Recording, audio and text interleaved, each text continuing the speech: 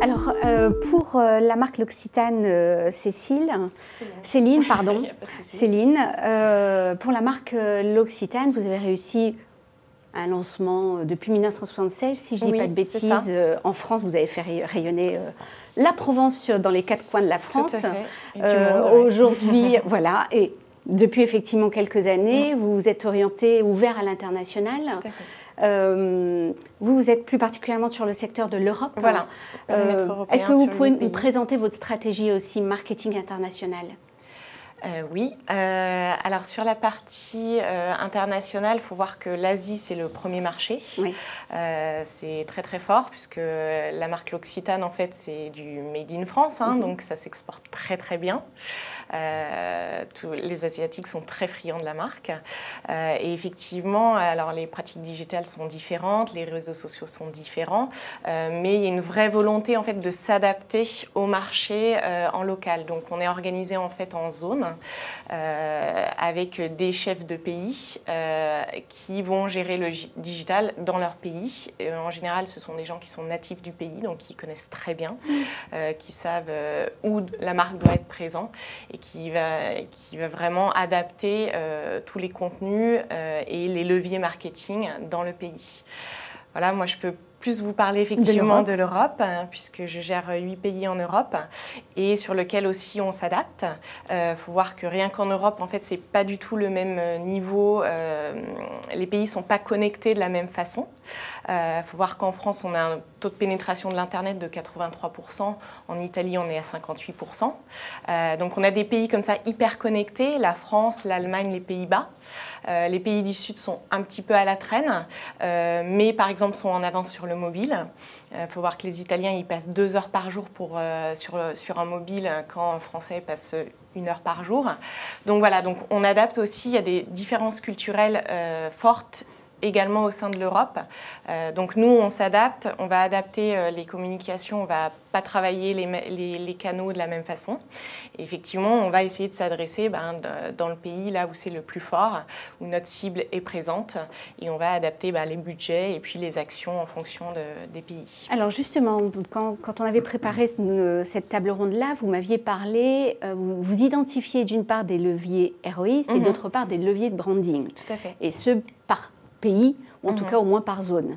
Est-ce que vous pouvez un peu plus détailler ces 2 points ? Oui, alors sachant qu'on fait pas, on essaye de ne pas faire que ROI ou que branding dans les pays, puisque vraiment les leviers se nourrissent quand même les uns les autres et que nous, on doit travailler aussi le awareness de la marque dans tous les pays, ce qui fait que derrière, les leviers ROI seront beaucoup plus efficaces. Donc on ne peut pas se passer des uns ou des autres, mais effectivement, dans certains pays, il y a des canaux qui vont être beaucoup plus forts. Les pays du Sud, je reviens à ça, l'Espagne, l'Italie sont très sur Facebook. Les réseaux sociaux marchent très fort. Donc effectivement, sur Facebook en Italie, on va être plus présent. On va adapter le budget, on va faire plus d'actions. De quel type ? Quand vous dites plus d'actions ? On va faire peut-être plus de jeux concours, proposer plus d'offres exclusives aux fans. Voilà, on essaye d'adapter à chaque fois. Vous disiez, aussi qu'en Italie, ils étaient plutôt friands de mobile, même s'ils sont moins connectés qu'en France. Tout à fait. Vous faites des choses plus particulières pour le mobile et les Italiens ? Alors, on a, la grande chance qu'on a, c'est qu'on a aussi des relais en local. Donc, moi, je m'appuie sur des gens dans les filiales qui vont chercher aussi des partenariats locaux. Donc, oui, il y a des acteurs dans les marchés sur lesquels on va s'appuyer, qui ne seront pas les mêmes qu'en France. Donc on va faire des actions spécifiques en fait avec des partenaires et des actions plus adaptées effectivement. Donc on va faire plus sur la partie mobile en Italie qu'en France, le cas échéant. Alors, et je vous ai interrompu pour vous faisant préciser sur la partie mobile. Je vous fais revenir sur la partie levier héroïste et levier branding. Donc, vous avez commencé par expliquer la partie réseaux sociaux. Est-ce qu'on peut dire que les réseaux sociaux sont, en l'occurrence pour l'Italie, des leviers aussi héroïstes ? Non, j'irai pas jusque-là. Non, on va plus travailler la visibilité de la marque. Aujourd'hui, on travaille vraiment sur tous les canaux. Donc, effectivement, en ROI, on va travailler beaucoup le search, que ce soit payant ou naturel. On va travailler en RTB, on va travailler en affiliation. L'affiliation est très forte sur les pays. Par contre, typiquement, c'est un levier qu'on ne travaille pas de la même façon selon les pays. Sur le programme d'affiliation en Allemagne et aux Pays-Bas, si vous n'arrivez pas avec des offres très très fortes, alors on essaye de ne pas trop faire de réduction, mais pour être présent, il faut quand même offrir des incentives qui sont très intéressantes pour le client et nos concurrents le font, donc on essaye quand même de s'adapter.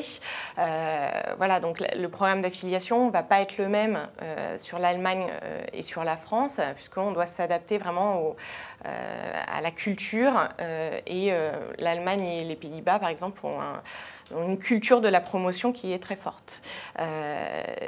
Après, sur les leviers branding, ils ne vont pas se transformer en héroïstes d'un pays à l'autre, il ne faut pas rêver. Donc quand on fait du display, on travaille vraiment la visibilité.